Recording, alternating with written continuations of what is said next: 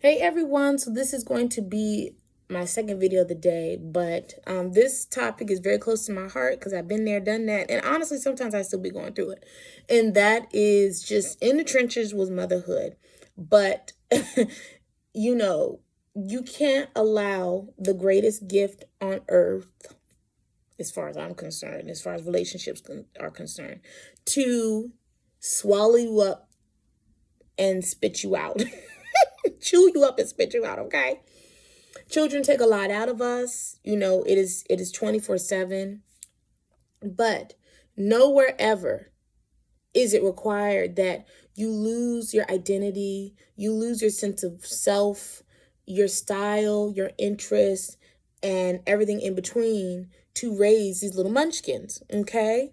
But only you can give yourself that. Only you can set that up. And it starts with first your mindset and what you believe that you deserve. And you also have to put on an extra layer of tough skin when your kids cry, when your kids are being clingy, when they're being extra needy. Because remember, they're always there. Okay, so it's not like you're neglecting them. It's not like you're not putting them first in every way. And it changes shapes and forms as we move through, like weaning them off of their dependency with us. Maybe it's breastfeeding. Maybe it's them sleeping in our bed and kicking us in the face and in the ribs at night. Maybe it's, the attachment, the separation anxiety, and you not being able to slip away. Maybe they don't take naps. Maybe whatever. You have to find a way to, and the solution is going to be different for every woman, but you have to every day diligently work toward the solution so that you can have a little bit more freedom, so that you can have a little bit more time to work on maintaining your self-identity, your self-love, and your self-care and your interest. Because if you don't, what happens is you are going to be exhausted. You're going to be bitter. You're going to be burnt out. You're going to look crazy. You're going to not know who you are and what you like to do. And for the next years, motherhood is going to be the only hood and you're going to look like it. And then when they start, Mom, I'm good, I'm just going to go hang with my friends, or there's a party, or can I go to this sleepover, and they start driving and branching off, and then they go to college, you're going to be really left looking like an empty shell because you have not cultivated you throughout the years. And then you're going to be broken and feeling like, oh my God, they don't call me every day, and, they don't check in, and I don't know what's going on with them because you don't know what to do with your time. And we've also seen this with women that pour 110% of themselves into marriages. If they get divorced, or he cheats, or they go through a little phase, as relationships do, they just don't know what to think, and they just have no sense of self, and they're lost, and that's not healthy. So it makes motherhood and relationships be almost like, ooh, not the best for you because you're not pouring into yourself. And I know it's not easy, but what's harder is to lose yourself. What's harder is to just, yeah. So I'm going to give examples of what I had to do and what I still have to do sometimes to maintain myself. The first thing I did was take time every day away from them to pull myself together. I had to stop doing this thing of just doing for them nonstop. And I look up and it's 12 o'clock in the day and I haven't brushed my teeth. I haven't taken a shower. I haven't made a cup of coffee. I haven't gotten dressed. I haven't pulled myself together. I am just this sweaty, frustrated mess because I've been chasing them around. Because remember, they never end. It never ends. They got all this energy and their needs just compile on each other. And also, too, putting my household in front of and before myself. So cooking and cleaning and doing laundry, okay, yeah, it's important. And I talk a lot about knowing the importance of your vibe and how things are around you, how you feel beautiful things, setting the mood, lighting your candles. But if you are a disheveled mess, you can have a super clean house and your children are good, but you don't feel good. So someone stops by Your house is immaculate. Your children they have everything, but you look crazy. That's not balance. So what I had to do was really start teaching my girls that this is mommy's time. And once I finish, I'll be with you. I'm not going anywhere. It doesn't mean I don't love you. It doesn't mean that I'm not present, but I had to start taking that time back. Okay. I also solidified my routine so it doesn't take me forever. I'm not gone in the bathroom for 2 hours doing my makeup, my skincare, my mask, my hair. Like it's a little bit more balanced, but I do have a routine down pat, or like an everyday look or something quick and simple that makes me feel good, that makes me feel like, all right, ooh, I'm ready for the day. I look presentable. I look, rejuvenated, and I don't look like who done it and why. Nap times was really big, especially once I had two. And again, this was before they were going to school. And the nap times were a lifesaver. And it wasn't always easy getting them down to sleep. I'm gonna tell you right now. They would cry. I started the bad habit of giving them juice in little sippy cups and bottles, and that's not good. I had to cut that out. But they had to learn how to self-soothe. And they had to just figure it out, because letting them run you on their schedule, you know how that winds up.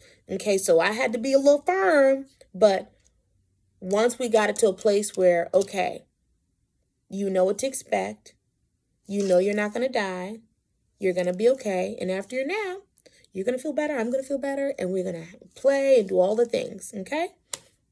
The second thing that I did was get out that damn house. I cannot stress this enough. I found mommy meetups, mommy playtimes, stuff in my local library, story times, music time, Lego day. I found tumble play places. I would take them to Chuck E. Cheese. I would take them to the park, play dates. I would walk the mall. I would go out to lunch. I really prioritize just changing the scenery, and then them being engaged. And then I could, even if sometimes I would interact, like say if it was like something like at the library, there's like a circle time or music time, sometimes I would do that. But other times I could bring my laptop, bring a book, jot some things down, whatever. But that just broke the monotony of the day and feeling like, oh my God, all I do is, just stay in the house with these kids. Like, I loved being at home, but it's good to just switch it up. And then also too, I definitely prioritize me doing things that I loved. So I got into a habit of putting them in that stroller, putting them in the little Moby wrap, and getting out the house again to do my yoga, I was really into drum circle dance things with this organization. I like to go thrifting. I like to go sightseeing. I like to go downtown. I like to go see friends and family. I started early on putting them in that car seat, putting them in that car. Was it always easy? No, but I didn't overwhelm myself and beat myself up if I had to stop, give a snack, give a bottle, breastfeed, calm them down in the car, reach back there at a red light, pull the car over, get them resituated, cool, like, you don't let those little things that kids need all along the way just totally stop you from getting out there and doing what you want and need to do, because kids are going to cry and they're also not going to die. So, that also was like, once I kept, okay, we're getting in the car. Okay, we're going to be in the car. Okay, we're getting out the car. Okay, we're here. It got them used to being out and being on the go. So it wasn't like, I sheltered them and didn't go out because they were so young, because it was kind of hard. If you never start and getting them used, then they'll never be ready anyway. So they could be 6 months, 9 months, and you're like, I can't put them in the car and take them anywhere because they're not used to this, they're not used to that.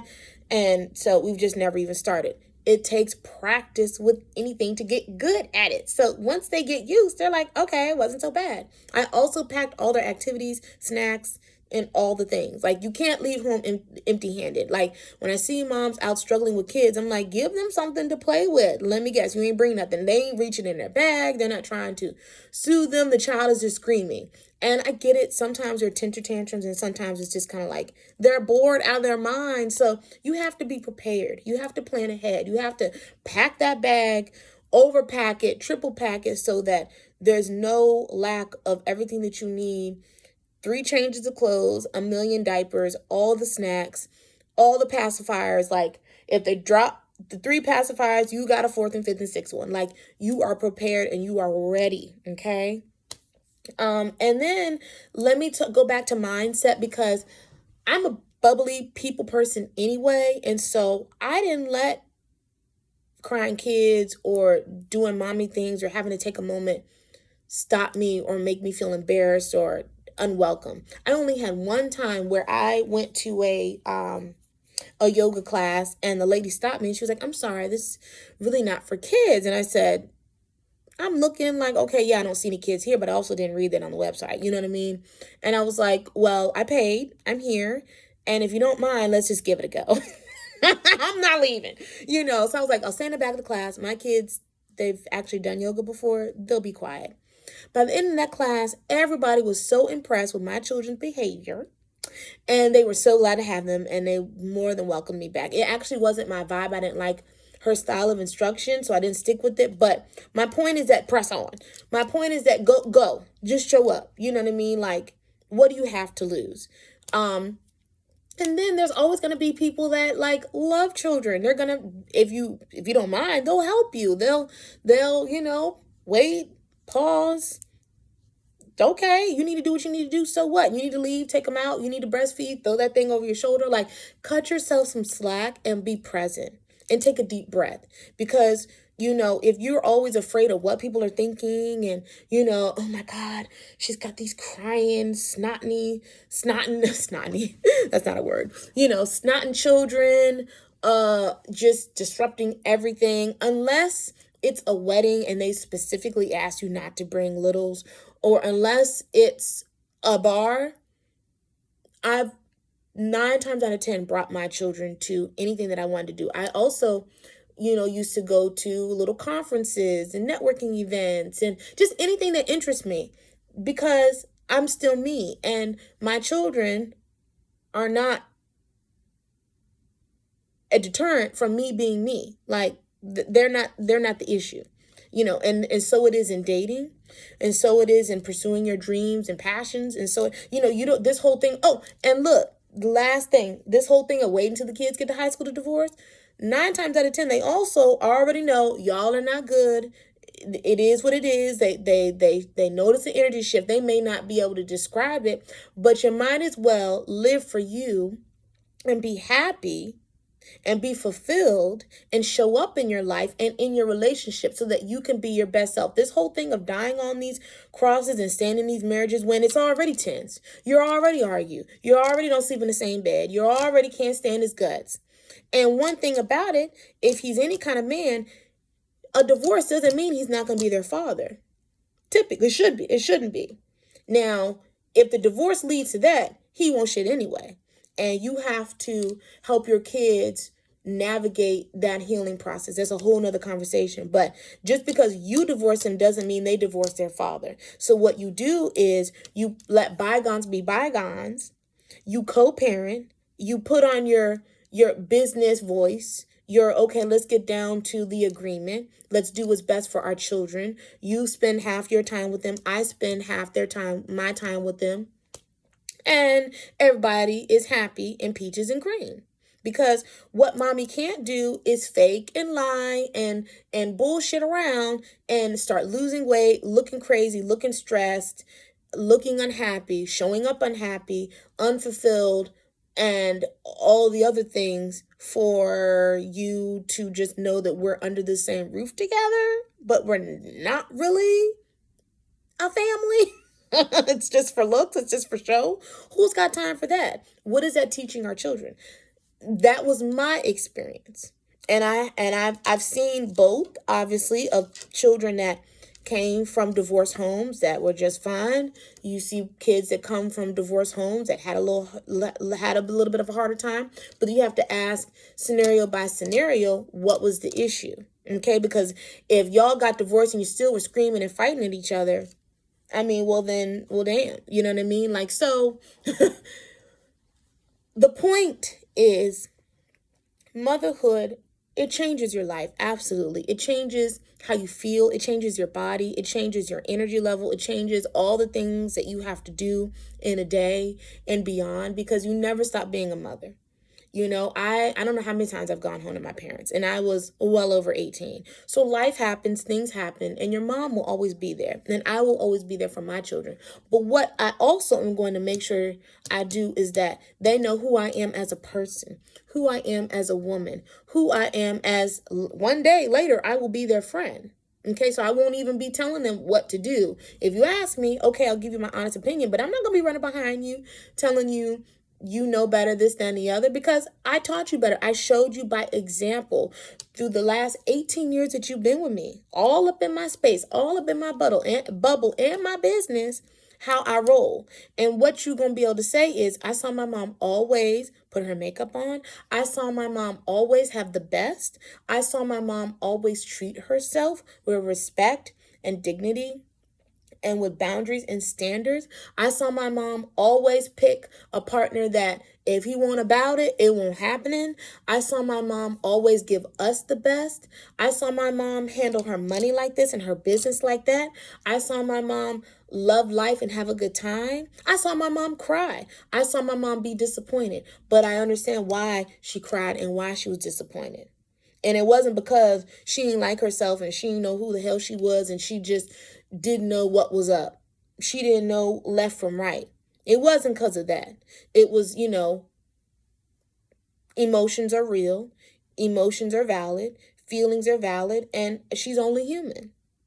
So, and I want them to also look back and say, I also saw my mom drag me all around the world on all of her adventures and whims, because I'm the child and she's the adult, and I can decide differently when I get older. So we can't choose our parents, obviously. You got some kids that they're doing all kinds of things following behind their parents. But are their parents fulfilled? Are their parents showing up? Do their parents know who they are? And not in a selfish way, but just in an authentic way. In an authentic way. You know what I mean? That's the difference. And my heart goes out to women that I see them out. They've gone on an oversized t-shirt that looks wrinkled and dirty. And let me tell you, I'd rather this get spit up on it and poop and everything else, because babies are messy. I know how diapers leak, everything they spit. I know all of it. They spit up, they do it all. Okay? But I'd rather this get something on it and then I change it, figure it out, than to be wearing some wrinkled, oversized man's t-shirt because I just don't try. Okay? They have bags under their eyes. Their hair is in a hot, messy bun, and they out running around. And not only that, but they're short, they're snappy, they don't have no patience, and they mad at the kids. Like, don't be mad at them, because they're just being kids. You are the adult. You take control of how your day flows, what they do in a day, how long they play independently, how long they nap, where y'all go, what y'all do, all of that. And you also have to give yourself what you need, because no one else is going to do it. When that man comes in the door, if y'all live with your baby daddies or your husbands or your fiancés, whoever, or even if it's a stepfather, step boyfriend, whatever, tell that man to do what you need him to do, because closed mouths don't get fed. If your mother wants to take her grandbabies, let her take them grandbabies. You know what I mean? If a girlfriend says, you should let me keep the kids, my God, baby, blah, blah, blah, let that woman take her God babies. Like, get the help. Get the help. And I know it's hard because no one does it like we do it. I didn't mean to flash y'all. No one can do it like mamas can do it. I get that. But I had to let go of that because, they're not going to die either, unless it comes down to someone not honoring and being a responsible adult of giving that child that medication or keeping that child away from a certain food allergy or whatever. That your grandmother is like, I grew up on peanut M&Ms. It ain't going to hurt that baby. And you're like, God, grandma, times has changed. She has a peanut allergy. Please, for the love of God, please respect what I'm telling you, and do not give her peanuts because she will die. You know what I mean? Like, aside from that, I had to let go of my own little hiccups of my grandmother, likes to do it this way and always raised us like this. And I prefer, let's say, brown rice over white rice.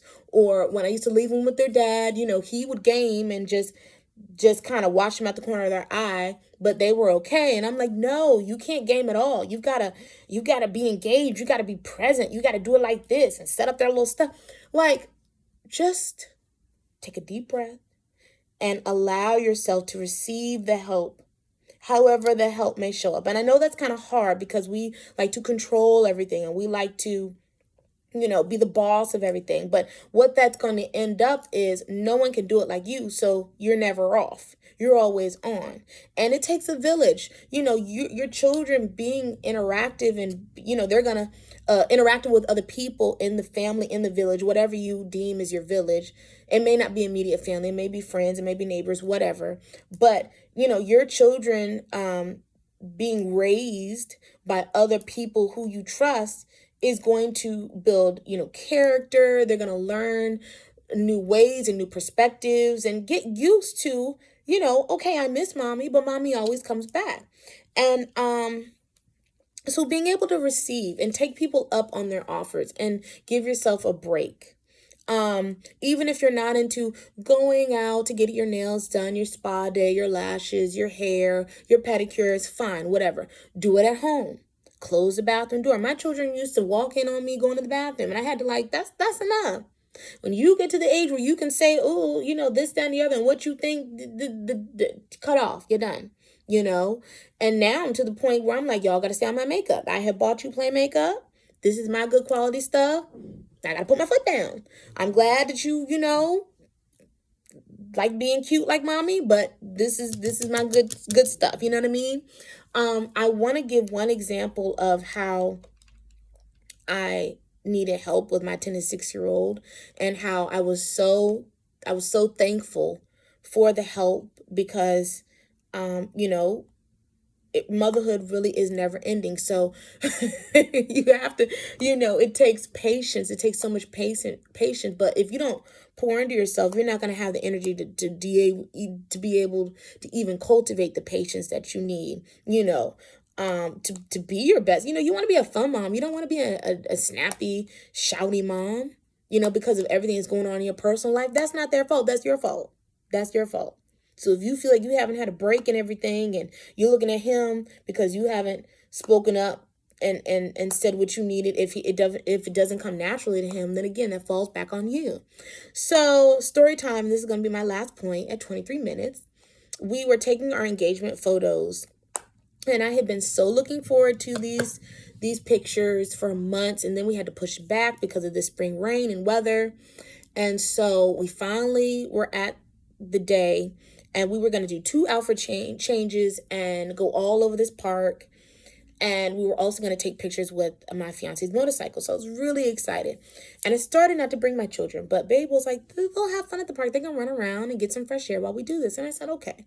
And I, at first I was like really happy because they loved the park. They thought it was so pretty. And there was all these rolling hills. And so they get to running around and I'm like, okay, they can't hurt anything. They can't get anything. They can go as far as I can see. I cannot lose my children. So we're taking the pictures. We're like an hour in and they're rolling down the hills. They had brought the little Barbies and stuff. And, they were just being kids playing in the grass. And the photographer was like, oh my goodness, they're just having a ball. And I said, yeah, the worst that can happen is they get some ticks. And she was like, that's the first. I've never heard a mom say that. I said, yeah, I'm not worried about it. You just pick them off and keep it moving. So next thing I know, I hear this just ear shrieking scream. It's my youngest. She's itching and crying, bawling.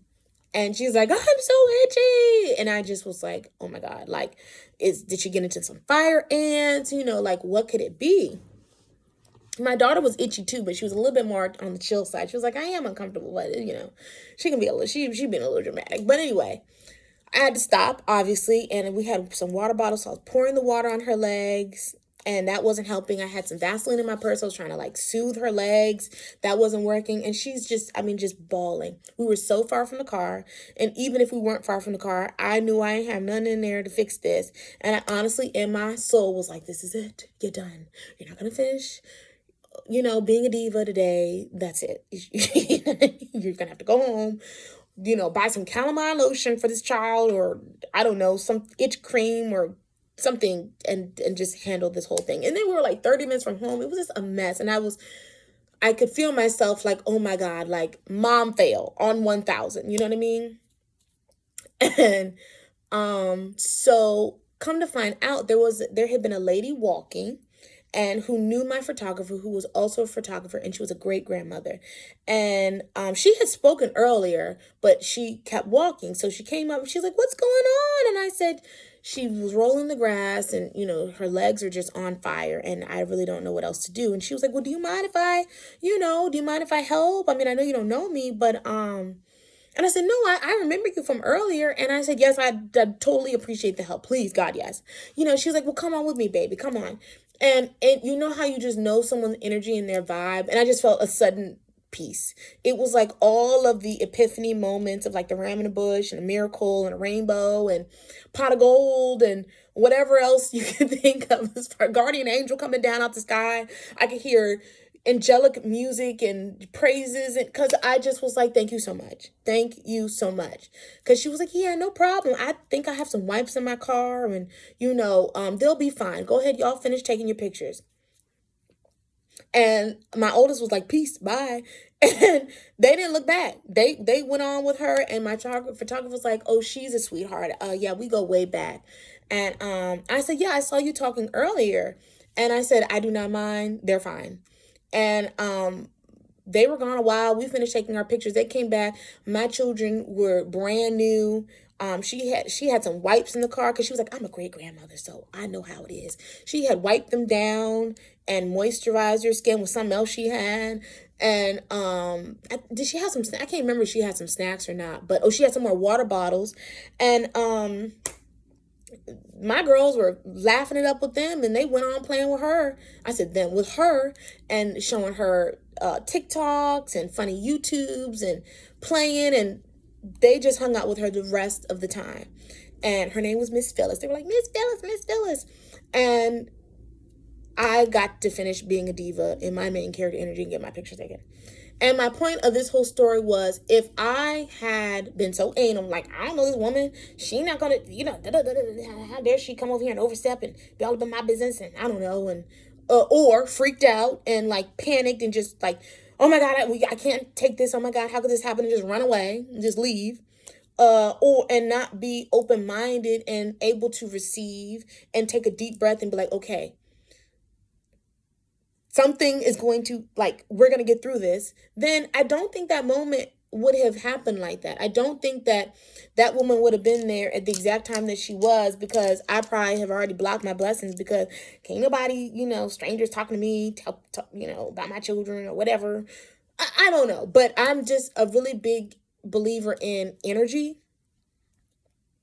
being in a mindset and a habit of receiving help, being open to kind strangers, honestly, believing that I'm lucky, believing that good things always come to me and my children, and believing that I deserve this photo shoot. Okay. I have waited long enough. And that's how it turned out. And we ended up having a great evening. And after that, we went to the harbor, had dinner, did the national wheel, and went home. And honestly, I couldn't even get them in I was like, y'all need to take a bath. And they're like, we're good. I'm like, no, you're not. You need to take a bath. Like, as if that had never even happened. And so, you know, motherhood is always, they're 10 and 6. So motherhood is always going to be mothering. They're always going to need you. But I was fueled and calm, cool, calm, and collected, and able to get through that moment. I didn't let it overwhelm me. I didn't let it make me feel like, you know, okay, all is lost long term. It might have crossed my brain for like a hot second, but I was like, no, I'm going to stand firm in this moment. We will figure it out. And I share that story to encourage anyone out there that's got toddlers, that's got terrible twos, that's got babies that don't even speak. They cry all the time. You don't even know what they want, what they need. And you feel so alone. You feel like you can't be a woman because you're a mom, and that's not true. You can't go out and have a good time and get lunch and go to the mall and just get out the house or get help in your house. Let me back it up. Gone are the days that, just because you have littles and just because you're a stay-at-home mom, it should always fall all on you if you don't want it to. Like my sister, she loves organizing. She loves cleaning. But I would be one to be like, well, today, this week, I ain't clean nothing. So, my girls like to vacuum. My fiance, he likes to clean. He knows that, it takes two. So sometimes he cleans up and cooks. Or I can hire someone to come in here and help me. Like, look at your goals and make it happen. Because when there's a will, there's a way. $10 a week will add up to the money it takes to have someone come in once a month to do a deep clean to help you stay balanced. How many hours would it take for someone to come in, even a nanny or a babysitter, while you're here to occupy and watch your children so that you can go in the other room or you can go somewhere? If you don't, if you're not comfortable with like a daycare part-time, now I'm getting into the solutions. I said y'all was gonna figure it out, but I do have some tips. I actually do have some tips. If you're not comfortable with them going somewhere part-time, if they're not at that age where they can talk and speak up for themselves and they're going to share and be okay and be occupied and have fun with other kids, or it's just a little too pricey for like a part-time daily drop-in rate, how much would it cost hourly for a babysitter or a nanny to come in a couple times a week or whatever you want to give yourself a break to go in the other room or leave during nap time or, when they're eating, when they're doing their little playtime, whatever. What does that look like? Does someone have a young teenage daughter that wants a couple dollars that can come over and be your mommy helper and watch them while you turn your back if you feel like, you really need the extra help? Until you get into a routine, until you get comfortable with the older sibling, if you have more than one, can you watch your sister? Because I know you're my big helper. You're my big girl. You're my big boy. So mommy's going to take a shower. You're going to watch the baby, okay? Or you bring that baby in there and you put that baby in that little bouncer. Y'all play in the bathroom floor. But I'm getting in the shower. I am getting in the shower. What the issue is that we don't push and create what we need and just try. We just don't take a shower. We just don't, do our skincare routine. We don't put on makeup. We don't do our hair because it's just so hard to push through a moment of the tears and the cleanness and them being children.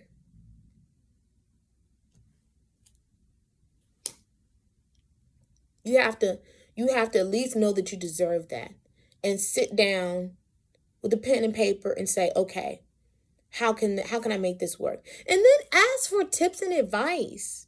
You're not the only mother in the world. So somebody out there has got some tip or trick that they do that you might not have ever thought of that can help you. Don't just, say it is what it is. Look for mommy, survival, everything. Get the feedback. Get together with other moms. Y'all talk about it. Don't complain. Plan and talk about what can be done. Or if you don't trust a little kid or a babysitter, y'all share, mommy exchange. We're gonna, have a day where we get together and help each other do things. I don't know, but when you make up your mind that you're gonna find a plan and a solution, it's gotta come. What you're seeking is seeking you. So we can't be defeatist and be like, it is what it is. Motherhood is just, I never knew motherhood was going to be like this. I'm so miserable and I don't, motherhood has changed my life. I'm so lonely in this house. What can I do? I'm young and I have kids or however you are, however old you are. I have kids, I have young kids and they don't go to school yet. And, this is my life. No, it doesn't have to be your life. You're writing your story every day. So we have to get out of that. We have to reclaim it and we have to do better because no one is going to come save you unless you say, I need help. I need help. So you have to believe it and you have to go for it. Okay? So thank you for watching this one. It's a little long, but until the next one, good luck to you mamas. Hang in there. Join a support group. Join a network. And figure out what your needs are and show up as your best self. Okay? Because motherhood is not supposed to, run you through. It really isn't. That's not the point of all this. Being able to give birth and give life. Think of all the women that want to have kids and can't have kids, and you're over here complaining. You're over here miserable. That's not fair. That's not fair. Especially if you stay home with your children. Especially if you can be the queen of your castle and stay in your house with your children, with all your needs met. All your needs met.